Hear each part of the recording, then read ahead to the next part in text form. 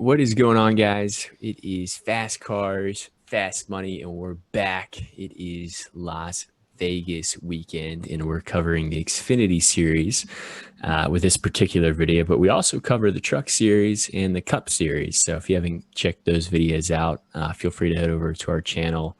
They'll both be posted there. We can help you with both of those lineups as well. But for this video, we're focusing mainly on the Xfinity race. So myself, Rich, and Coop are going to talk to you kind of about our initial strategy right here. The Xfinity series is interesting. We have a lot of solid place differential guys starting very, very far back in the field. And ironically, I think all three of them are the most expensive between Tyler Reddick, Justin Allgaier, and Noah Gragson. The Xfinity series, I think, is a little bit more predictable than the Cup series is, just because of the difference in equipment. So I think you can be a little bit more confident about the lineups that you're putting forward with the Xfinity series and even the Truck series. Except, when you're comparing them to the Cup series, there's so many different good teams. There's so many good drivers. There's no qualifying. So it's tough sometimes to figure out who's really going to be a dominator. But I feel pretty good about who's going to dominate in this Xfinity race. So you still have this grid set by the formula. That's why you have a lot of these good guys starting in the back. So I'm going to be focusing on PD upside, fast lap and lap leader upside. And then I'm just going to try to stack the rest of my lineup with either other PD plays or, hey, that guy's in good equipment. He can probably finish well. And I think that's probably going to be the route that gives you the highest amount of points scored. But is there anything else that you guys are looking in at particular before we jump into the drivers here? Nope, there's no Kyle Busch on this slate.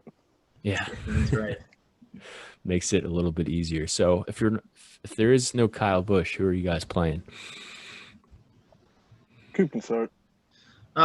Yeah. So at the top here, like you said, we've got Reddick, Gragson, and Allgaier, all starting from the back, and all of them are going to move forward if they don't have any issues, and they should have strong finishes. So you have to ask yourself, who do you think can get up there the fastest, and do any of them have some dominator potential?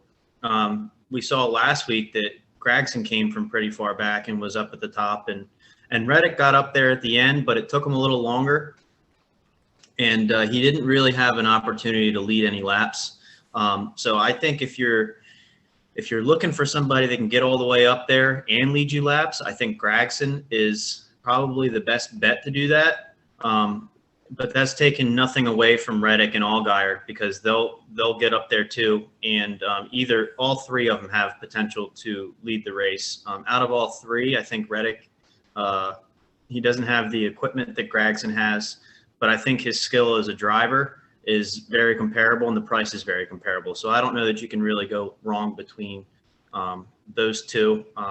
Allgaier would probably be my third choice, but I also think he'll probably come in the least owned out of those three. And then switching gears, Austin Cindric, I think, has a great opportunity to lead a lot of the early stages in this race, and I think that he could get a lot of laps led, and he should finish high too.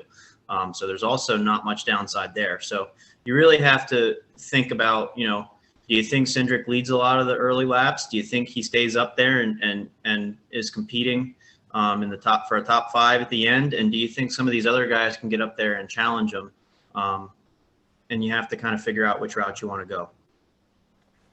Yeah, I agree, Jason. I think the Tyler Reddick, Noah Gragson, Allgaier, I think if you're going to play two or, two of these drivers, you're going to have to start with Noah Gragson, because I feel like he has the biggest potential to get dominator points, fast laps, and laps led over Allgaier and Reddick. That's not to say that they can't.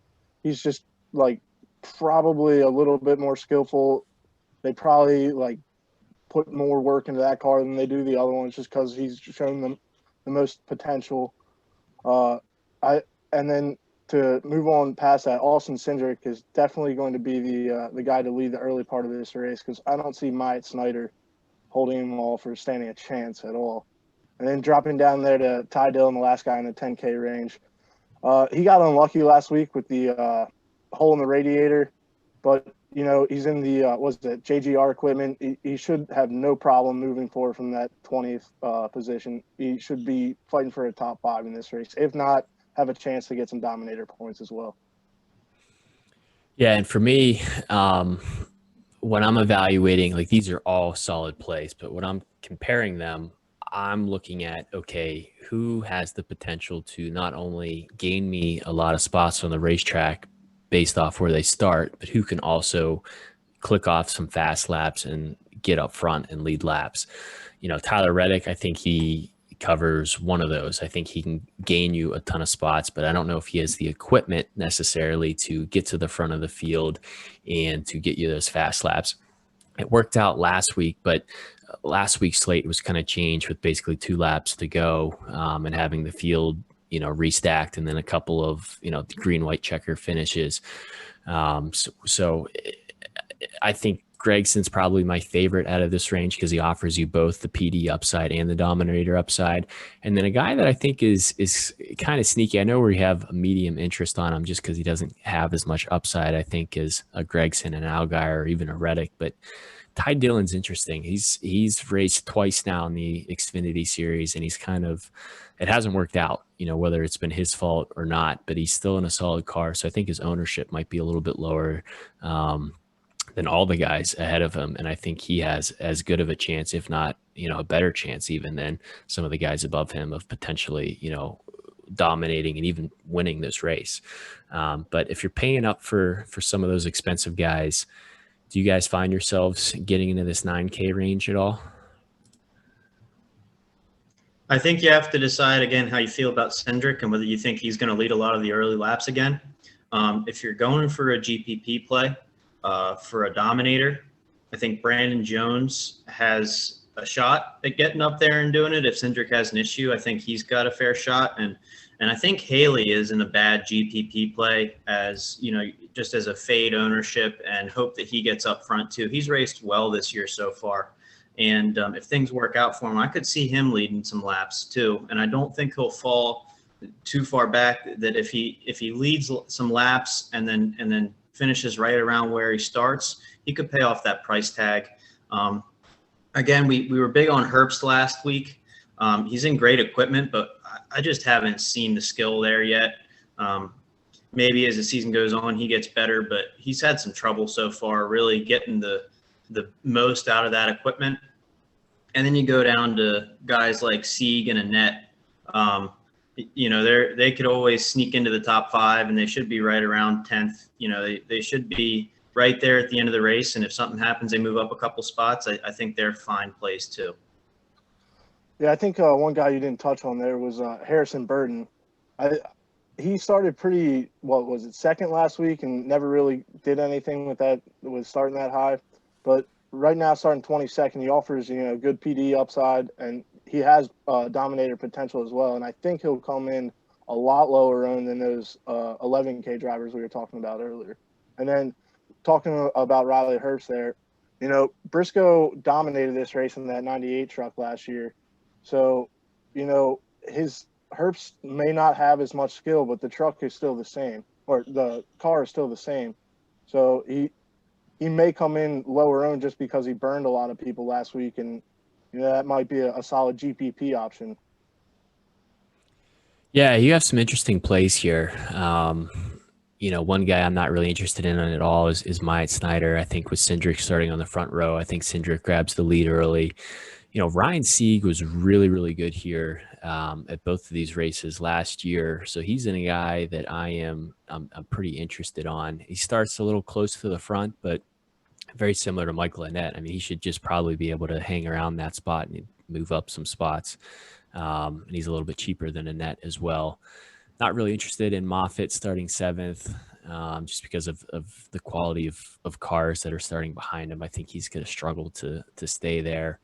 And then my favorite play, and he's the most expensive of kind of that range we've been talking about, is Harrison Burton.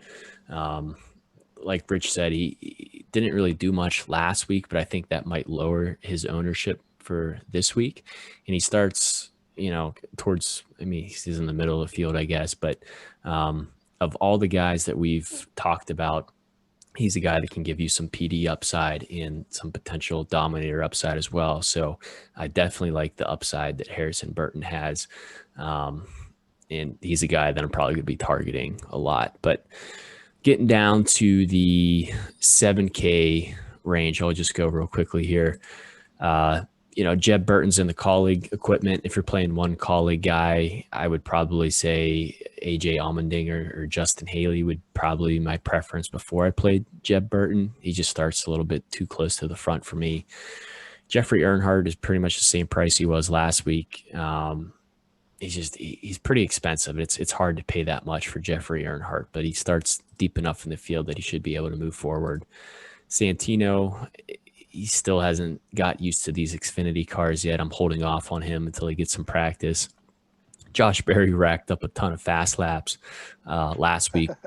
Ironically, because he had I don't know if he either got in the wall or blew a tire, but he came down pit road under green flag, pit stops basically. Or he was the only car that pitted and came back on the track with fresh tires, very similar to what Kurt Busch did in the Cup race. And was just clocking off fast laps. So his score was probably a little bit higher than it should have been. He starts ninth. I don't really have too much interest there. And then Ryan Vargas, it's literally the same thing as Jeffrey Earnhardt. Like we saw this last week, he's starts back here and he doesn't even move up. So I'm not really interested in any of the 7K guys. Yeah, I'm not that interested in this range either. Again, I think Jeffrey Earnhardt, if he was $1,000 cheaper, I'd be really interested, but I still think he's overpriced a little bit. And same with Vargas. If I'm going to play one of those two, I would rather drop down and play either Galding, Curry, or Howard. I think they really all have similar upside. I think they could, I think it's a toss-up between who moves up and the most spots and really pays off. So for me, I'd rather go down to the cheaper options and have that same upside. And then a lot of these other guys, I think they just start up a little too high, or, they just don't have the track record yet for us to really know what they're capable of just yet. And so I'm nervous to play a lot of these guys in this range too. Yeah, I don't find myself in this 7K range very much when I've been looking through lineups and whatnot. The only person I would probably touch would be Jeffrey Earnhardt. And like you guys said, he's just a little too expensive. But moving on down to the 6K range, I really like Brandon Brown because he's finally starting farther back in the field, and he offers some PD upside. It's a top 12 car. That doesn't mean he's going to finish top 12, everybody, but he's a top 12 car. And then like Ray Galding offers PD upside. These are just guys you need to hit 5 times value. They're not going to be winning the race or anything like that. You just need them to hit the 5 times value to help pay off your higher price guys. Bailey Curry and Colby Howard both starting in the very back. They're both going to be probably high owned. They offer PD upside. Yeah. Not really interested in anybody with low interest next to the name, though. Yeah, and you touched on something I kind of skipped over with Brandon Brown. So I wouldn't play Earnhardt or Vargas. I'd go down to Curry or Howard if you're doing that PD play. But I think Brandon Brown, he's starting up a little higher than those guys, but he should finish much higher. I think this is a great opportunity for him, and I think it's a perfect price to go after him. So I'm really interested in Brandon Brown as well. Yeah, I mean, Brandon Brown was a playoff car last year. I mean, him and Sieg were kind of the two outsiders looking in, at all the big teams. But he showed that, he can come with a fast race car, and he was pretty good here last year at Las Vegas. And he's, like Rich said, he starts further back instead of starting like 8th or 9th, kind of like Jeremy Clements does. Like if Jeremy Clements was starting further back, I'd have interest in him too, but he's not. So I have a lot of interest in Brandon Brown. He's probably going to be very high owned for all the different lineups that I'm building. I like Bailey Curry a lot. His equipment is, kind of so-so, but I think he burned a lot of people last week that is going to see people jumping off of him. And he starts so deep in the field that he can really only move forward. And then Colby Howard's pretty much in the same situation. Like you're just really looking for PD upside off of these guys. And if you get down to the, under 6K range, if you're trying to look for value down here, the only guy I'm really interested in is, I don't know if it's Steven or Stefan Parsons, but he's sponsored this week. He hurt a lot of people last week with an issue and just kind of got caught a couple of laps down, was never really able to get his laps back, but he was out there running, which was encouraging. So he starts, pretty far back in the field. He's really cheap, so he's really easy to squeeze in your lineup and make sure that you're landing on some of those other kind of top plays that we talked about that has Dominator upside and PD upside as well. Yeah, I agree with that. I think Parsons might even be underpriced. I think he's a fantastic value play this week. I think, I'd be willing to pay the same price as probably Curry and Howard for Parsons, and he's $1,000 cheaper than both of them. So, he's a great guy to fall down to if you want to plug in some more of those top guys and go down to Parsons. I think he will be high. He might have low ownership since he burned people, but I just think with the price, he offers a lot of upside there. And I think he'll certainly pay off value. So out of that range, he's my favorite. Yeah, I totally agree. The only person below 6K that I'm probably looking at is Stephen Parsons as well. We have David Starr and Jesse Little at medium. They're both, their equipment isn't great, but they both should move up a few spots and pay off the price tag. Like I said, you're not really looking for a whole lot. You're looking for 5 times their price tag, so 25 points, and they should be able to get that. All right, well, that's going to do it for the Xfinity series breakdown. If you guys haven't built lineups yet, feel free to check out our truck race breakdown for Las Vegas, and also our Cup Series breakdown for that slate. And then if you guys are looking to pull this up while you're making lineups, hop over on Twitter. It's at FastCarsFM.